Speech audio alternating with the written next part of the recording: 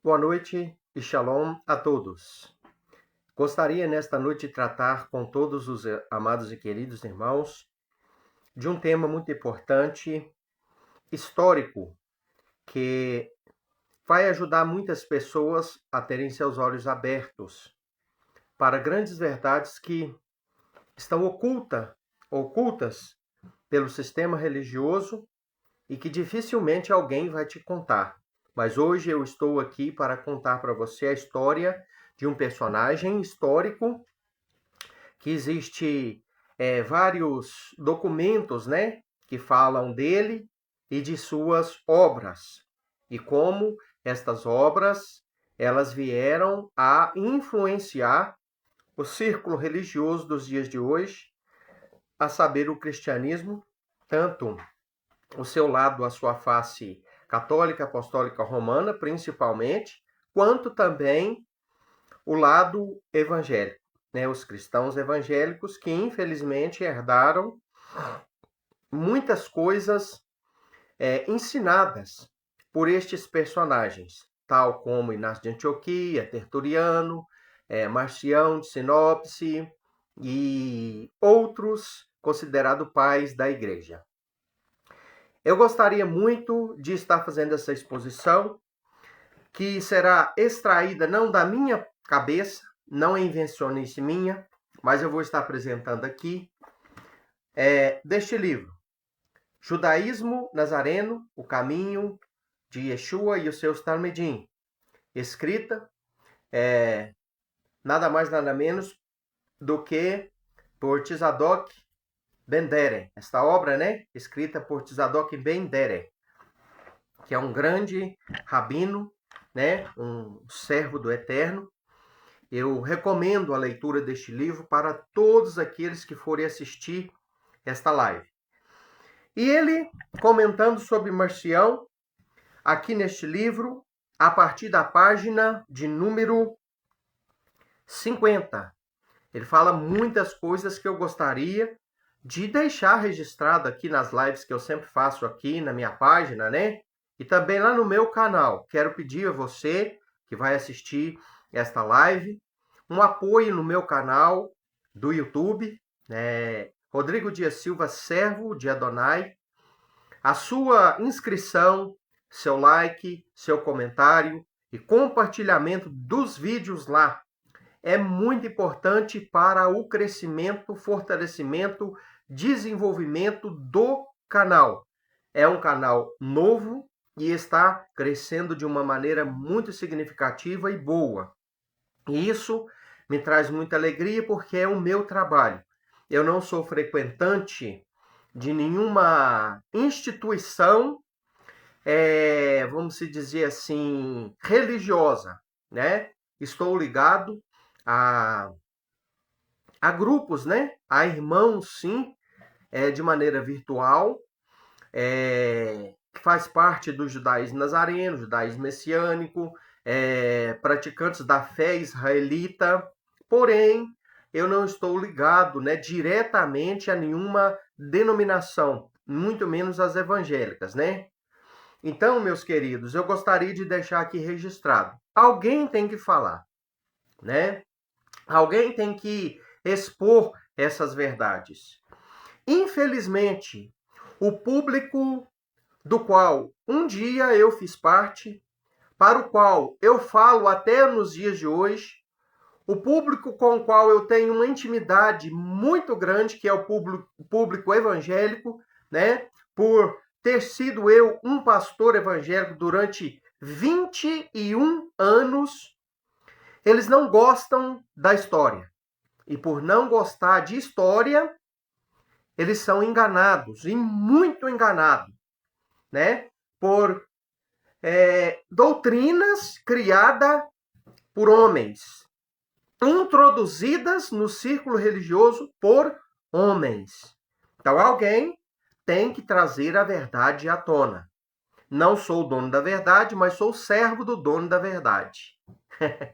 Por isso que eu me intitulo Rodrigo Dias Silva, servo de Adonai. Eu sou um servo dele. Ele é o dono da verdade. Eu sou apenas servo dele e faço o que ele quer pede e manda.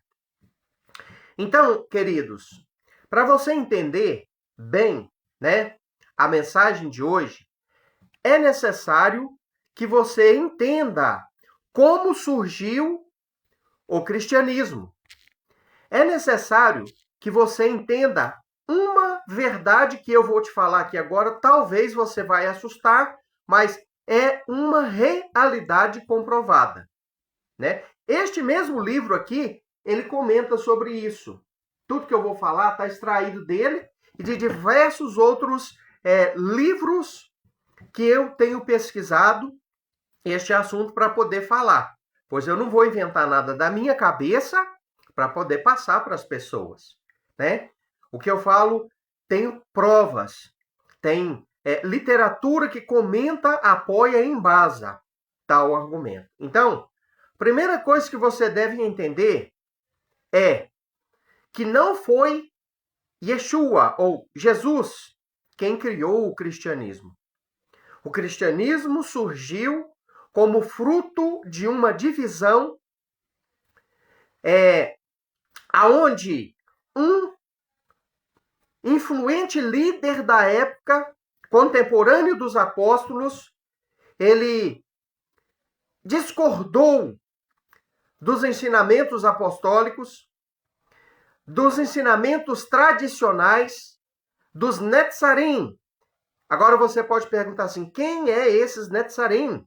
Os Netzarim era o grupo de seguidores originais de Yeshua, o nosso Messias.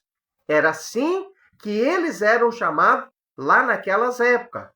Talvez você fale assim, não, mas que isso? Nunca vi falar isso. Netzarim significa nazarenos. Era assim que eles eram chamados naquelas épocas, né? Então, Inácio de Antioquia, ele era um líder influente naquela época. E ele discordou de diversas doutrinas ensinadas por Yeshua a seus discípulos, aos seus shaliach, que quer dizer emissários, né? Apóstolos, conhecido como apóstolos. Então ele criou um grupo próprio, ele começou a pregar doutrinas próprias, ele começou a ensinar coisas que foram contra os ensinos originais, e ali aquele grupo cresceu de uma maneira assustadora. Em Atos 11, 26, fala que em Antioquia da Psídia foram os discípulos pela primeira vez chamados de cristãos. Curioso, né? Que na terra de Inácio de Antioquia, né? É que surgiu o termo cristão, que significa, dentro do idioma grego, né? Ele significa parecidos com Cristo, né? Ou seja, pessoas que não tinham a fé hebraica, a fé judaica, deram este nome ao grupo dos nazarenos, que já estava assim sendo influenciado por aquele personagem de Antioquia chamado Inácio. E ali, aquele grupo, né, de pessoas não judias, de pessoas não netzarim, pessoas pagãs, deram este nome a aquele grupo porque viram que eles se identificavam, pareciam muito com o personagem, né? O personagem que eles chamavam de Cristo, que na verdade é Yeshua, um israelita, um servo do Eterno, o Filho de Deus, o Messias, o Salvador da humanidade. E então, queridos, ali então nasce o cristianismo através de quem? Inácio de Antioquia. Então, quem criou o cristianismo? Inácio de Antioquia. Quem deu origem ao movimento cristão? Inácio de Antioquia, e não Yeshua, e não Jesus. Outro personagem desenvolveu as doutrinas cristãs, que foi quem? Um deles foi Tertuliano, né? Tertuliano foi aquele responsável, Inácio de Antioquia também, desenvolveu muita coisa, mas Tertuliano deu, como se diz, asas, né, ao cristianismo, quando ele criou, por exemplo, a doutrina da Trindade, que não é uma doutrina que fazia parte dos Netzarim, e muito menos do judaísmo anterior a Yeshua, do qual Yeshua era praticante. Porque qual era a fé de Yeshua? Talvez você pode falar assim, não, Yeshua que criou o cristianismo. Foi Jesus quem criou o cristianismo. Não. Eu sinto muito em te dizer, Jesus, Yeshua, não criou o cristianismo. Quem criou o cristianismo foi Inácio de Antioquia, Tertuliano e outros. Foi os pais da igreja. Então, Tertuliano deu asas para a igreja. Agora, quem oficializou o cristianismo como religião oficial de Roma foi nada mais, nada menos do que Flávio Constantinos Valérios, o imperador sacerdote de Mitra, que não deixou o mitraísmo. Entre aspas, ele se converte ao cristianismo, que já existia, porque ele é oriundo de Inácio de Antioquia, né? É uma facção saída de dentro do judaísmo nazareno, dos Netzarim, dos praticantes da fé hebraica, porém crentes em Yeshua. Então, e este personagem, né, Flávio Constantino Valério, o imperador, sacerdote de Mitra, ele vê uma forma de crescer o império, reerguer o império que estava em decadência através do vínculo político com religioso. E assim foi feito.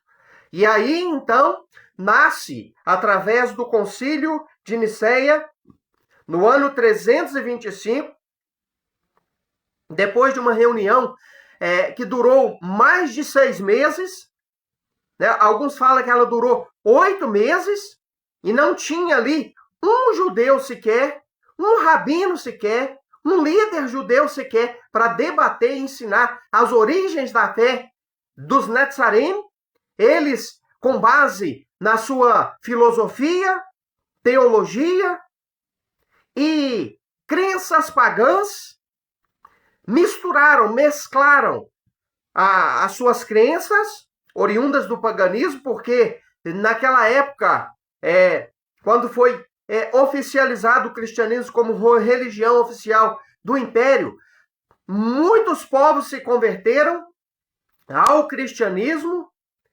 e isso foi paganizado. A fé foi paganizada com elementos doutrinários oriundos destas seitas pagãs, dessas religiões pagãs, destes povos que não tinham conhecimento da Torá, do Tanar, da Bíblia, muito menos da cultura, fé e estilo de vida judeu, hebraico. Então, Constantino teve êxito, né? Teve êxito quando ele associou a política romana, né? A política romana com o idioma grego, e ele então oficializa este sistema idiomático grego, né? Cultural romano e político, né? Mesclando, fundindo leis romanas, ordens romanas, o Estado, né, passou a tomar conta dessa religiosidade, e ali então, ele então incorpora a teologia, incorpora então ensinamentos próprios do cristianismo, oriundos do pensamento greco-romano, dentro desta nova religião oficializada pelo Império Romano como religião oficial de Roma, que não foi inventada por Jesus, que não foi criada por Jesus, porque Yeshua era judeu. Yeshua não criou nenhuma religião. Ele veio para ensinar os povos, principalmente o povo de Israel, a viver a religião que o próprio Deus passou para eles lá no Monte Sinai. Então, queridos, vamos entender isso. Então, entendamos. Quem cria o cristianismo através de uma facção, de uma divisão, de uma dissensão, foi Inácio de Antioquia, que criou muitas doutrinas, desenvolveu muitas doutrinas, e que foi sucedido por Tertuliano, que deu asas ao cristianismo com teologias, uma mistura de filosofia e ensinos bíblicos muito grande através de diversas doutrinas como lei e graça, e principalmente a doutrina da Trindade, que é fruto das obras de Tertuliano, e não de Jesus, e não de Yeshua, e muito menos do povo judeu antes de Yeshua. Então, Tertuliano desenvolve as doutrinas e Constantino oficializa as doutrinas e o movimento criado por Inácio e Tertuliano, né? E ali então se torna oficial. E aí nasce então a Igreja Católica Apostólica Romana. Você que ainda nunca se questionou e perguntou por que Igreja Católica Apostólica Romana? Católico significa universal, né? Apostólica quer dizer oriunda dos apóstolos. Então, romana por quê? Porque a fé de Roma, o paganismo de Roma, as ideias de Roma, né, foram inseridas dentro do cristianismo. Então, foi mesclado, então, Estado, religião e cultura greco-romana dentro deste sistema religioso que veio parar nos nossos dias e ganhou novas caras, ganhou novas ideias, novos conceitos teológicos, através do protestantismo, através da expressão de fé evangélica, né, que infelizmente herdou do catolicismo romano toda essa doutrina criada pelos pais da igreja. Eu sinto muito, meu irmão evangélico que está assistindo. Estou te falando uma verdade para você ver o que você vai fazer da sua fé, da sua vida daqui para frente, né? Quando descobri tais verdades, rompi completamente, totalmente e definitivamente com as mentiras que me foram ensinadas dentro do ciclo religioso da igreja durante anos em que fui pastor e que fui um evangélico. O que me importa não é a quantidade de pessoas que me ouvem. O que me importa não é estar filiado a nenhuma denominação. O importante para mim não é ser aplaudido pelo homem. O importante para mim é ensinar às pessoas o caminho de maneira correta. Ainda que eu fale apenas para meia dúzia, ficarei mais satisfeito em falar verdades e em ver meia dúzia obedecer, seguir, valorizar as verdades que ensino do que ser aplaudido por milhares e milhões. De ser aclamado e aplaudido por milhares e milhões com as mentiras que é ensinada e era ensinado dentro do ciclo religioso que eu fazia parte. Então, o importante para mim é isso. Então, para você entender bem, aqui foi feita uma introdução. Quem criou o cristianismo, quem deu asas e desenvolveu as suas doutrinas e quem oficializou, né? Para finalizar aqui essa introdução, Inácio de Antioquia cria, Tertuliano desenvolve e Constantino oficializa. Aí aparece, depois desses personagens, junto com esses personagens, um personagem que foi um herege dos maiores que tem, só para você ter a noção. Ele foi excomungado do seio da igreja da época, da eclésia da época, deste grupo dissidente que saiu de dentro do judaísmo e que adotou o nome de cristãos e passaram a ser chamados, né, então, de um movimento do cristianismo. Ele foi excomungado do meio deles. Ele era um bispo. Qual é o nome dele? Marcião. Policarpo, que foi um líder também do cristianismo primitivo, né? Desta facção saída de dentro dos Netzarim. Chamava ele, nomeou ele de príncipe de Satanás. Só para você ter a noção de quem foi Marcião. Ele foi chamado por Policarpo, bispo de Esmirna, Ásia Menor. Ele foi chamado de príncipe de Satanás. E o grupo líder daquela época dos cristãos o excluiu, o excomungou do meio deles por causa das suas doutrinas e heresias. E agora, pasmem, é aí que está.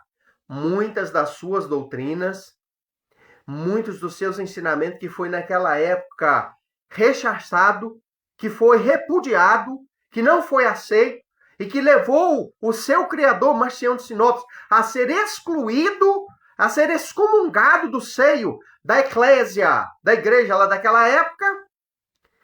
Levou esse personagem, então, meus irmãos, muitas das suas doutrinas são praticadas, cridas, tidas como verdade nos dias de hoje.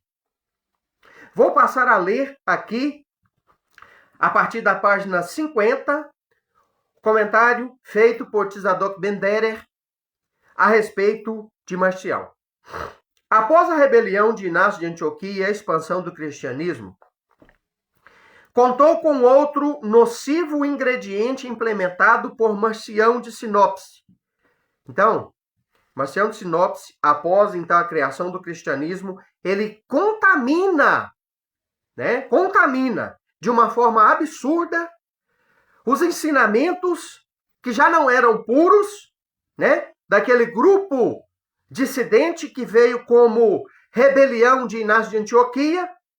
Então, Marcião de Sinopse, que viveu entre os anos 85 a 160, né, depois do nascimento de Yeshua, ele foi um influente bispo dentro do cristianismo primitivo. Então, este personagem deixou um legado de doutrinas e heresias terríveis que foram muito nocivas para o cristianismo. E, infelizmente, estas doutrinas e estes ensinamentos exercem influência até hoje no círculo religioso. Enquanto os Netzarim, os nazarenos, usavam o Tanar. O que é o Tanar? O Tanar são os livros que nós temos na Bíblia, que vai de Gênesis até Malaquias. É aquilo que, infelizmente, eu, aprendeu dentro da igreja, que é chamado de Antigo Testamento, né? Então, nós vamos ver sobre isso aqui. Então, os Netzarim, os nazarenos, usavam o Tanar, que são chamadas de as primeiras escrituras. Por que primeiras? Né? Porque depois veio a segunda.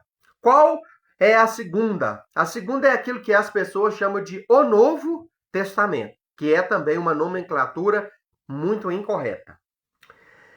Os Ketuvim Netzarim, que pode ser chamado de escritos nazarenos, né? Escrito nazareno ou Ketuvim Netzarim são as segundas escrituras, ou seja, é o complemento da primeira.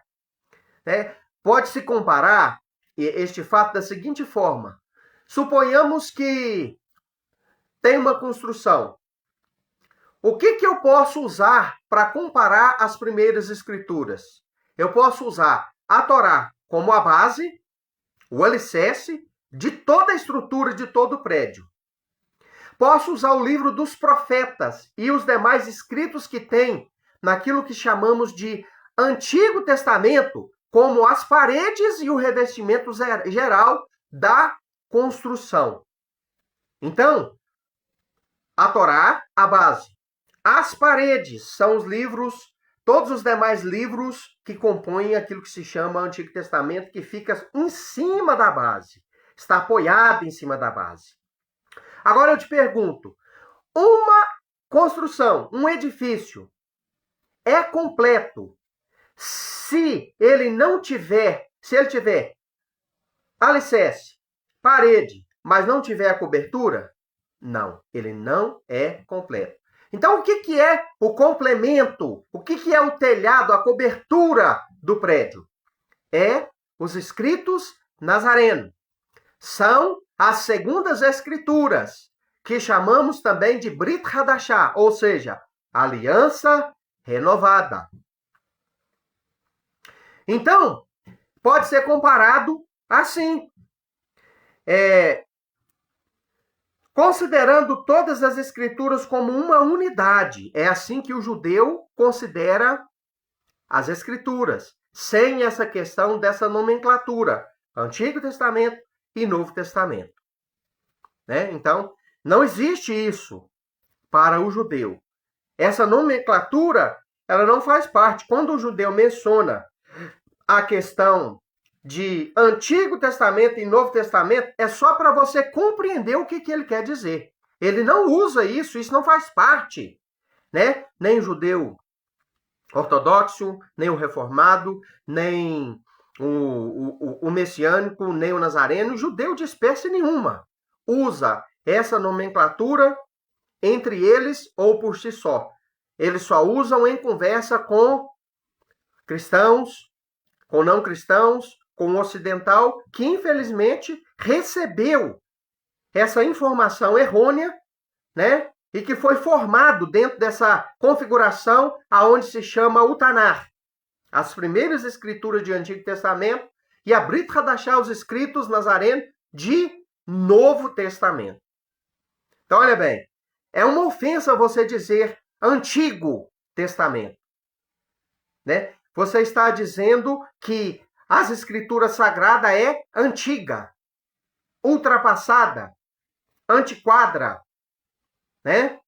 Novo Testamento, você está substituindo, quando você diz assim, um Novo Testamento, você está substituindo tudo o que tinha para trás. E, na verdade, isso não é real, isso não é verdade, né?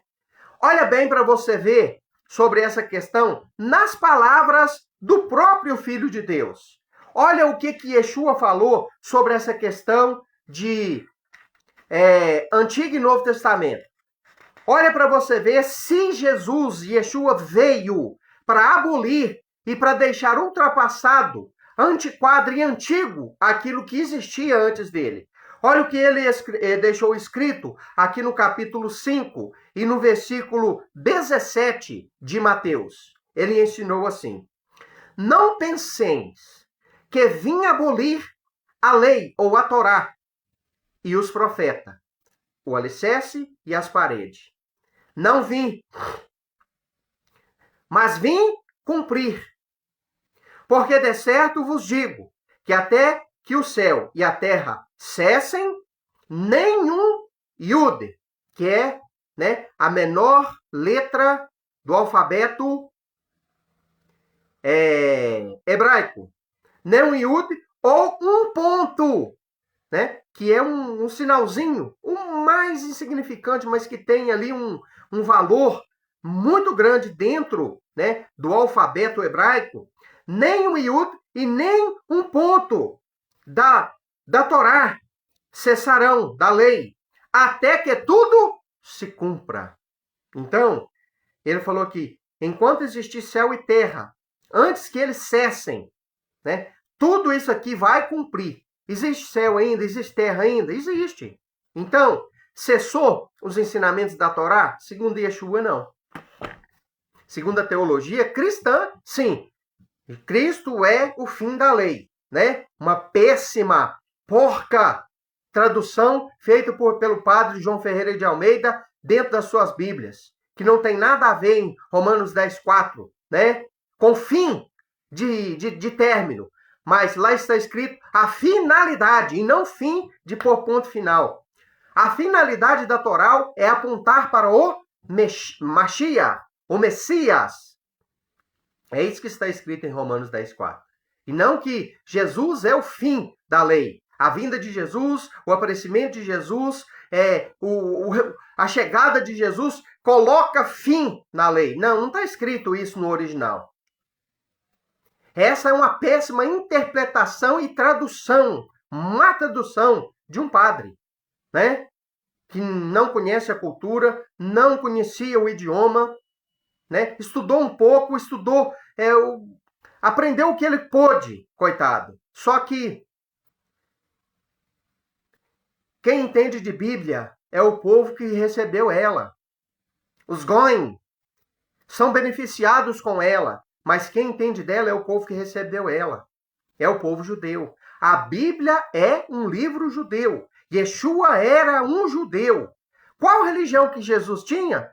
Jesus não era budista, não era hindu, não era do candomblé, não era das religiões africanas. Jesus, Yeshua, era judeu. Vestia o tzitzit, vestia o talit, usava a sua cobertura de cabeça, tinha barba grande, era um rabino. Yeshua era um judeu, praticante da Torá, não viveu de maneira nenhuma contrária a ela, então ele não aboliu absolutamente nada. Voltando aqui ao texto. Então, sobre a questão de Antigo e Novo Testamento, não existe isso para o judeu. Sendo Yeshua um judeu, então isso não existiu para ele, né? E nem para os seus apóstolos. Um por um dos 12 era judeu. Um por um. Tinha no meio deles até fariseu, para você ficar sabendo. Sabe quem era ele? Aquele que você chama de Paulo. Shaul Hashalia. Paulo de Tarso. Era um fariseu. Se você for ver o discurso dele em Atos dos Apóstolos, você vai ver ele discursando e dizendo assim: eu sou praticante da Torá assim como vocês. Ele falando para os judeus ali que não criam que Yeshua é o Messias. Eu sou fariseu, filho de fariseus, zeloso da lei, cumpridor da Torá. Você pensa que Paulo se tornou um cristão, igual o pessoal lá de Inácio de Antioquia? Você pensa que Paulo criou o cristianismo? Paulo era fariseu, um judeu. Continuou assim até o último dia da vida dele. Só que um fariseu crente em Yeshua, praticante das leis. Abra sua Bíblia em Atos 16 e veja. Shaul indo até o templo, levando um discípulo para fazer a circuncisão. Timóteo. Ele fez a circuncisão em Timóteo. Levou as ofertas para oferecer no templo conforme um voto de Nazireu que ele fez. Então ele era um judeu. Viveu e morreu como um judeu. Então Yeshua, de maneira absolutamente nenhuma, ele aboliu, deixou de cumprir a Torá. Continuando aqui. Então, os escritos nazarenos considerado todas as escrituras como humanidade sem existência de hierarquia de uma sobre a outra. Marcião foi o primeiro personagem a inventar os termos. Então, sabe quem inventou o termo que existe dentro da Bíblia? Antigo Testamento, Novo Testamento, foi o príncipe de Satanás excomungado, excluído da igreja da época, chamado de o príncipe de Satanás, o rei das heresias daquela época, Marcião de Sinopse. É isso que você crê e usa hoje, é isso que a teologia nos cursos usa amplamente, essa classificação, esse termo, veio desse personagem. É bom você saber dessas coisas. Veio deste personagem. Então foi ele quem criou essa expressão Velho Testamento e Novo Testamento. Expressões estas que não existem na Bíblia. Olha, você precisa saber um monte de coisa sobre a Bíblia. Por exemplo, isso aqui que nós estamos acabando de falar não existe dentro da Bíblia original. Não foi escrito pelos apóstolos, pelos profetas, por aqueles que escreveram com inspiração de Deus a Bíblia Sagrada. Eles não classificaram, tinham isso na mente deles, essa questão de capítulo, de versículo, aquelas introdução que tem, por exemplo, nos Salmos, né? Salmo de Davi, fulano de tal. Não existia isso. Isso foi criação, invenção de teólogos posteriormente, muito posteriormente, a Yeshua e os seus talmidim. Então, essas coisas não existem dentro da Bíblia original, meu irmão. Não existe. Olha bem, aqui eu tenho uma Torá. Aqui eu tenho, né, uma Torá. Aqui eu tenho aquilo que se chama o Pentateuco, todo, né, em hebraico. Do outro lado, um lado é português, do outro lado é hebraico. Então, dentro aqui, irmãos, da escritura em português, em hebraico aqui, não existe nada destas classificações. Antigo Testamento, Novo Testamento. Não existe isso, sabe por quê? Porque o judeu, ele não usa isso. Isso se popularizou, isso ajuda a você identificar coisas dentro da Bíblia, mas entenda, o rolo deles lá naquela época, né? Aquilo que é sagrado, a Bíblia na sua pureza e originalidade, ela de maneira nenhuma, queridos irmãos, existe essas classificações dentro dela. Tá? É bom você entender isso. Marcião ele acreditava na existência de dois deuses. Por isso que ele fez essa classificação, porque ele acreditava em um Deus que agia no Antigo Testamento e outro Deus que agia no Novo Testamento. Ele cria em dois deuses. Então, você está vendo a origem deste termo Antigo e Novo Testamento? Ela se originou da fé de um homem que cria em dois deuses. Um Deus mau, carrasco, vingativo, julgador, sanguinário, que atuava lá no passado, que ele chamou de Antigo Testamento. E um Deus bom, misericordioso, piedoso, clemente, que agia no Antigo Testamento. Então, ele tinha essa crença pagã. Porque a partir do momento que Deus é dois, ou três, você está tendo uma fé pagã.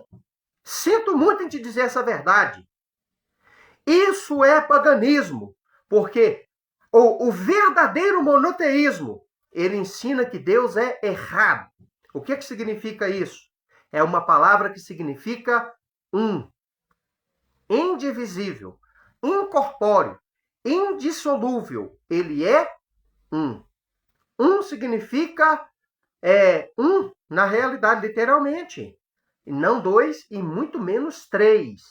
Ele é um. Então, Marcião cria em dois deuses, né? Deuses distintos, ensinando que o Velho Testamento revelou um Deus mau. Assim ele acreditava, que seria o Deus dos judeus. E o Novo Testamento se manifestou em um Deus bom. Em sua mente gnóstica. Você está entendendo? Esse sujeito ele tinha uma mente gnóstica, ele fazia parte do gnosticismo. Ele cria nas doutrinas gnósticas. E ele trouxe essas doutrinas para dentro do cristianismo.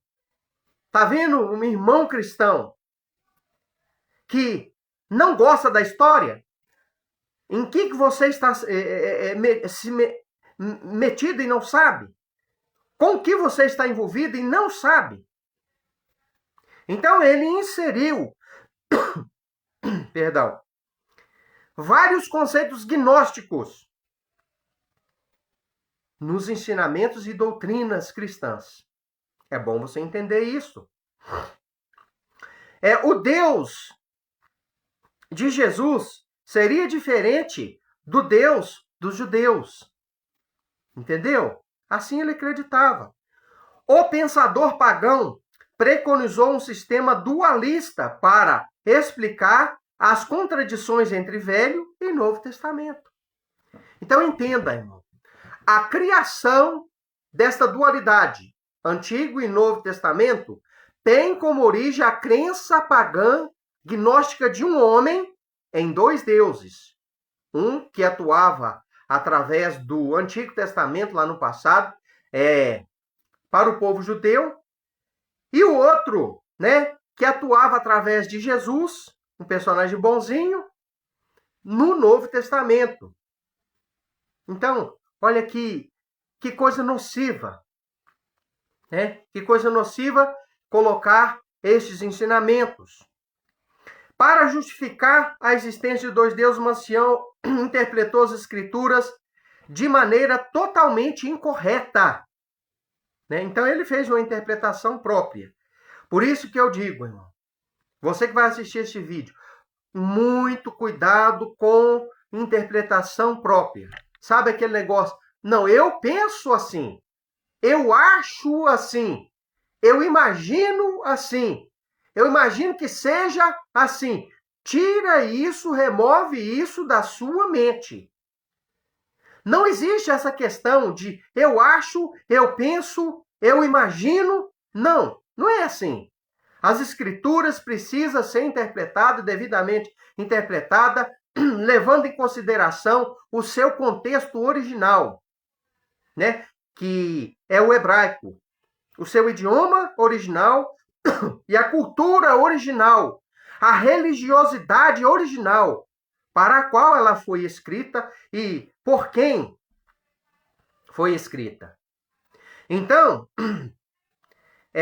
levando em consideração essas coisas, que eu vou ter um entendimento um pouco mais aproximado, né, da verdade plena das Escrituras. Né? Não é aprendendo com gnóstico, com teólogo. Não é aprendendo com um idioma diferente, estranho, porque o grego é um idioma estranho. A Bíblia não foi escrita no grego. A Bíblia foi escrita em hebraico, na sua grande maioria, e também no aramaico. Então, olha bem, vejamos alguns exemplos. Olha o que Marcião ensinou. Disse Marcião que o Deus mau dos judeus ensinou olho por olho, enquanto o Deus bom de Jesus ensinou o amor. Então, olha bem, o ensinamento do sujeito. Este conceito é errôneo, visto que olho por olho não significa literalmente arrancar o olho de uma pessoa, mas sim dever de indenizar um dano causado a outrem em valor proporcional à ofensa. Olho por olho, dente por dente, não significa que se alguma pessoa te fez mal, né? Em uma briga, em um desentendimento, a pessoa vai e fura o olho de alguém. Aí o olho dela deveria ser furado para pagar? Não, é uma indenização. A Torá ensina que se duas pessoas estivessem brigando, uma machucasse a outra, ferisse a outra, deixasse a outra cega, por exemplo, ela deveria agora, então, a lei exigia que ela indenizasse aquela pessoa. Ela tinha que pagar uma indenização, tinha que cuidar daquela pessoa enquanto ela estivesse doente, tinha que dar um salário para ela, a família dela, tinha que indenizar aquela pessoa. A isso, a Torá e o próprio Yeshua, né, interpretando, diz: olho por olho, dente por dente, ou seja, pague justamente aquilo que deve. Então, olho por olho, dente por dente. Não significa arrancar o olho de uma pessoa, mas pagar a ofensa proporcionalmente. Ademais, no Taná, nas primeiras escrituras, que as pessoas infelizmente chamam de Antigo Testamento, né? O Eterno ordenou o amor ao próximo. Amem seu vizinho como a si mesmos. E amem-no como a si mesmo. Então, isso está escrito, irmãos, em Levítico 19, versículo 18 e também o 34. qual era a ordem do Eterno? Amar o próximo como a si mesmo, né? Logo, o amor de Deus não surgiu com Yeshua, uma vez que Yeshua sempre foi amoroso. Então, quando se fala neste mandamento, né? Amar ao próximo como a si mesmo, você pensa que foi Jesus quem criou isso. Ele não criou.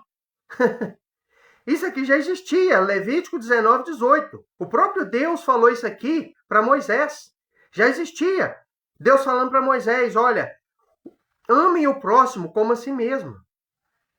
Ame seu vizinho como a si mesmo. Deus falando para os israelitas. Então, Yeshua sabia disso, Yeshua ensinou isso. Ele deu vida quando ele falou essas palavras de uma forma um pouco diferente, mais incisiva.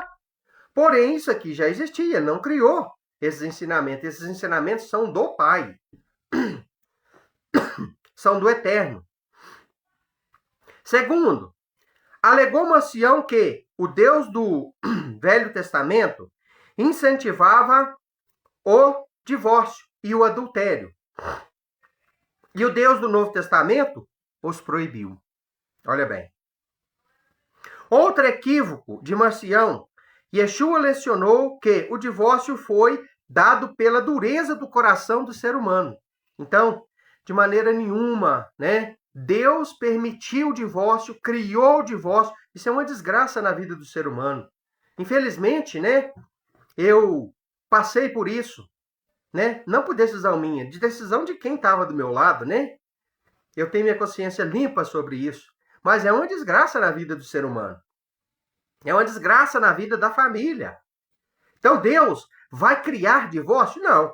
Deus permitiu por causa da dureza do coração do homem, né? Mas o divórcio ele não é plano original do Eterno. Deus não criou o divórcio. Deus apenas permitiu, porque, infelizmente, diante da dureza do coração do ser humano, foi necessário, né? Mas isso é contra a vontade do Eterno. Porque em Malaquias o próprio Eterno diz, capítulo 6, eu, o Senhor, odeio o divórcio, né? Então, continuando. Foi dado pela dureza do coração dos seres humanos, conforme o próprio Yeshua interpretou muito bem em 19, né, 8 de Mateus. E a Torá, a própria Torá, diz que o homem se unirá à sua mulher, palavra que está no singular, né? Ou seja, apenas uma mulher, e ambos serão uma só carne. Bereshit, Gênesis 2:24. E também aparece em Deuteronômio, né? Igualmente afirma que não deveriam ser multiplicadas esposas. Deuteronômio 17:17. Fala sobre isso, né? Que é bom o homem ter uma só esposa, apesar de que naquela época existia, né? A questão de um homem casar com várias esposas. Em suma, a Torá nunca estimulou o divórcio e sempre abominou o adultério. Então, Marcião ensinou essas coisas de uma maneira assim muito equivocada. Então, Marcião ensinou muitas coisas, irmãos, ruim, né? Ruim. Terceiro, ele sustentou que o Deus do Velho Testamento não era inocente, porque perguntou para Adão, onde você está? Esqueceu-se Marcião de que o Eterno é tão misericordioso que fez esta pergunta para possibilitar que Adão e a mulher se arrependessem de seus pecados confessando-os. Então, olha a interpretação que ele deu para a pergunta que Deus fez para Adão. Né? Onde você está? Tinha o Eterno em mente, né? O desejo de levar eles ao arrependimento e confessar os seus erros. Aí, Marcião, né, sustenta a ideia de que Deus não é um ser inocente, que ele tem culpa no pecado do ser humano. Né? Por quê? Porque ele faz essa pergunta para Adão. Então, eu vou parar por aqui hoje, mas nós vamos continuar essa live no próximo domingo. E mais coisas vão ser faladas a respeito das heresias de Marcião. E é importante você prestar atenção, buscar, né, confirmação de tudo aquilo que está escrito nesse livro que eu estou narrando. Pesquise você por conta própria. Quem foi Marcião de Sinopse? Vai lá para o Google, pesquisa lá, tá? O que ele ensinou? Qual sua colaboração para o cristianismo? Como que ele introduziu suas doutrinas? O que ele ensinou? Você vai ver de uma maneira assim, mais profunda ainda quem foi este personagem. Que exerce influência direta através dos seus ensinamentos heréticos nos cursos teológicos, nos púlpitos dos dias de hoje e, infelizmente, até mesmo na Bíblia, quando se acha essa classificação Antigo Testamento, Velho Testamento e Novo Testamento. Amém. Vamos orar. Bondoso e eterno Criador de todo o universo, eu lhe agradeço por esta rica oportunidade de poder falar destas histórias verídicas que vieram a acontecer e trazer, Senhor, muitos problemas, muitos conflitos, muita contaminação para a sã doutrina hebraica, judaica das Escrituras, Pai. Que o Senhor venha iluminar as pessoas que vierem a assistir este shiur, este ensinamento. Que vidas venham abrir seus olhos para enxergar a verdade e fazer o resgate daquilo que realmente foi ensinado e que é verídico. Muito obrigado, eu lhe agradeço em nome de Yeshua. Amém? Shalom a todos e até a próxima live sequencial desta live de hoje.